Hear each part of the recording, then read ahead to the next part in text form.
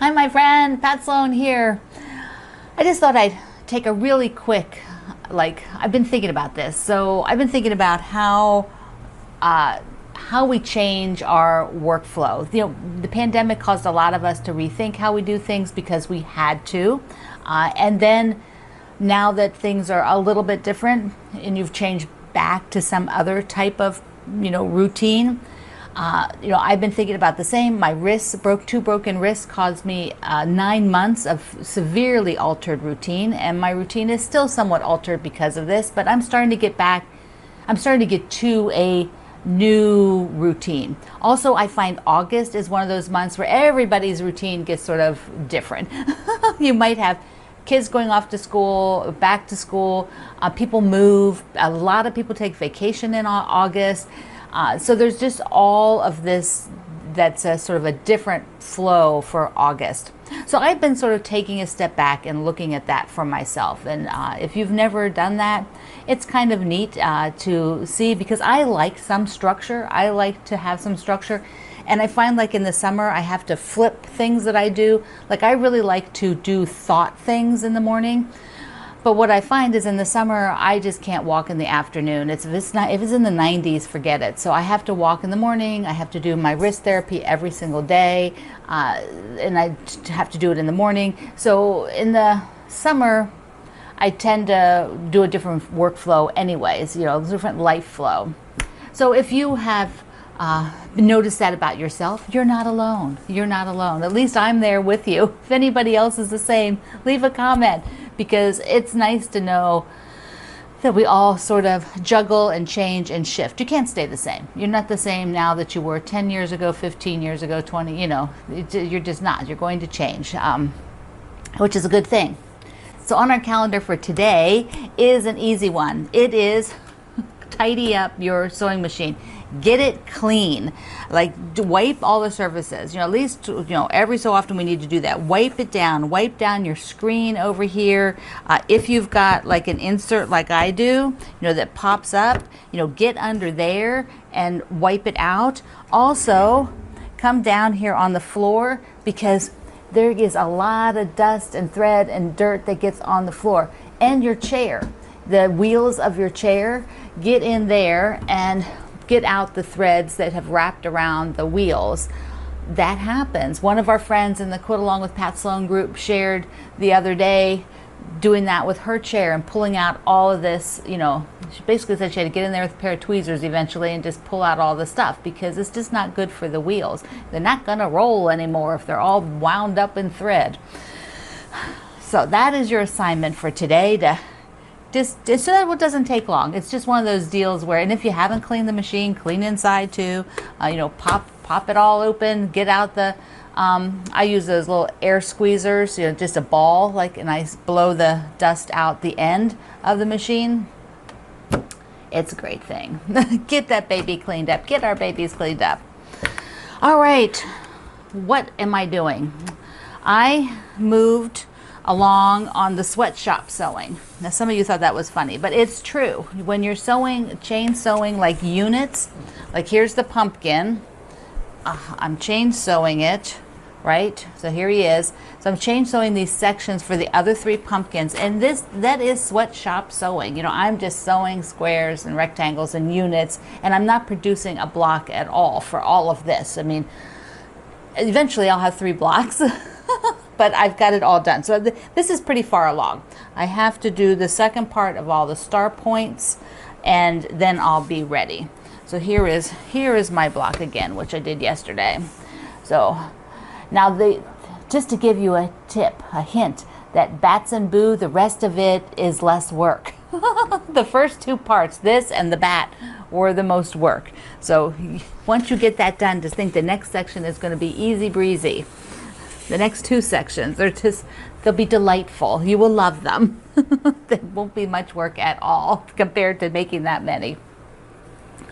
Okay, what else do I have? So on the wall, speaking of processes and workflow, so there's my up. So I'll just stand up here for a minute. So I've got the blue blocks up here, and honestly, I want that off my wall, and that means I want to sew it because I don't want to have to take it off the wall, put it back up, take it off the wall, put it back up. That is, you know, I need the wall to show you some other things. Like I want to put my old school blocks up there.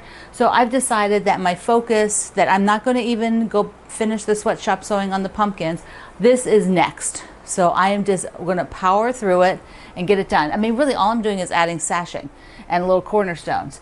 But what I'm going to do is sew like 1, 2, 3. So these 6 and then these 6 like that. And then there's 4 and 4. So I'll have 4 quadrants, and then sew those together, and then the bottom to the top. And sewing in chunks like that is often more manageable for you. So if you've never tried it, you can do that. Also, if you have a sewing machine where, you know, maybe it's a bit smaller throat space, if you want to do quilt as you go, you could do quilt as you go as like 2 long strips. That way you only have 1 seam down the center to deal with on the back. That's super doable because they're not then that wide for maneuvering in your machine. They might be longer, but that's okay. They're not that wide. So that is definitely a way. Or you could just do the quadrants. And then of course you have more seams on the back to deal with. So whatever part works for you, that would be good. Okay, now I need to get you to help me pick. This is always fun, right? Always fun to get to pick. I've got the 1 charm pack quilt from my friend Cheryl Brickey's book. Just 1 charm pack. I have the quilt back from the spa.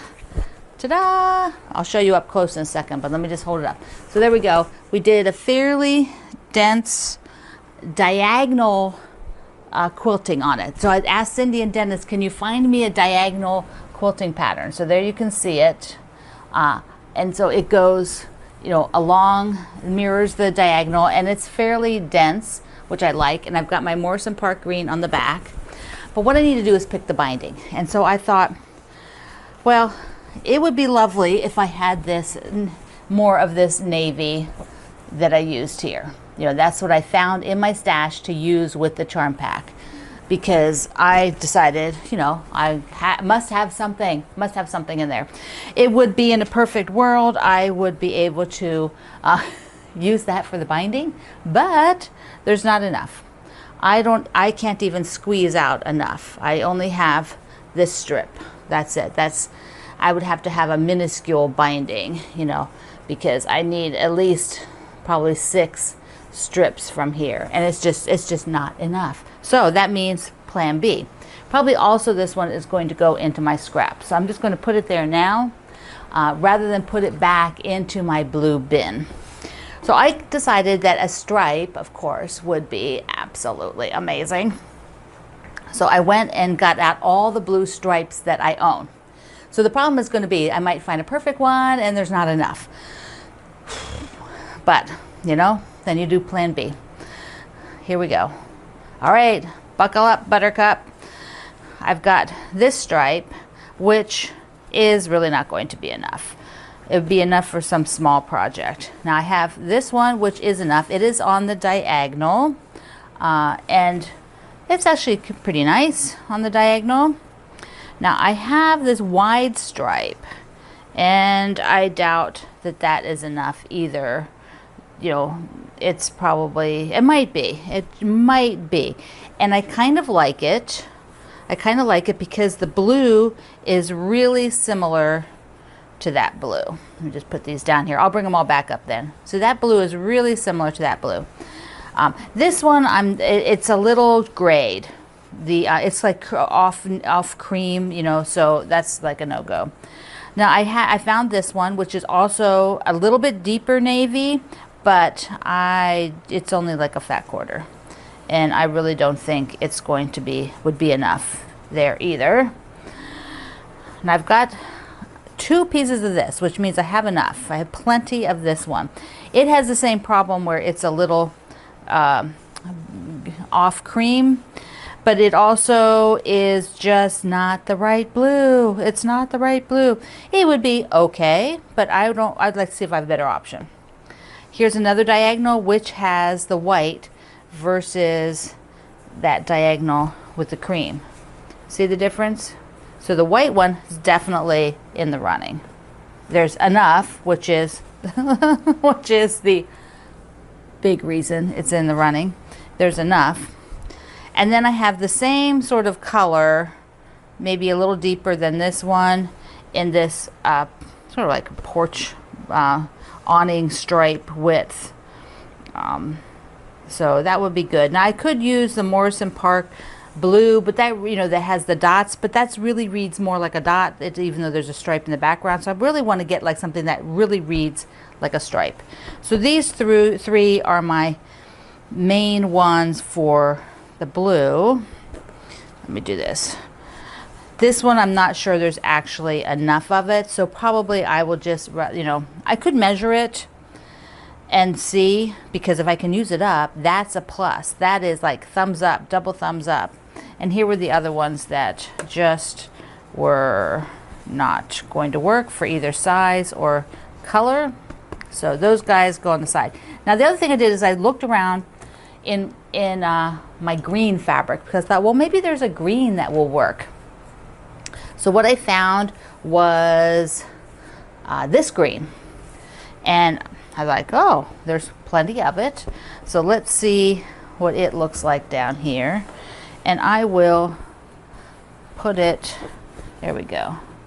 So if I put it on the edge like that.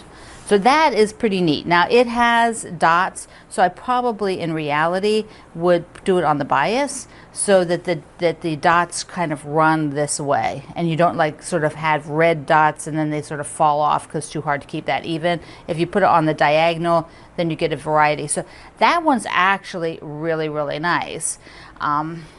So dilemma. So I'm, you know, these are my three options. So you now can tell me in the comments which one you like. Do you like one of those, so either the crossway, the wide, or it's like the sort of the double wide, or the green for the stripes?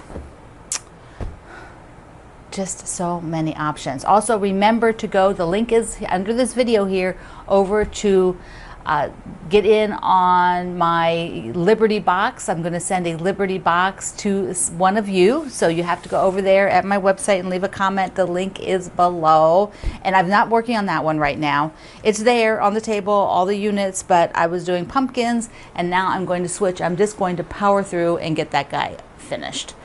All right, my friend, this has been fun to, you know, sort of talk about how we process things, not just the quilting stuff. Process our lives. You know, how do you handle your life? How do you handle your day to day? Do you need an adjustment for it? Maybe today's the day to think about that. It is for me. So I love you. Mwah. See you online.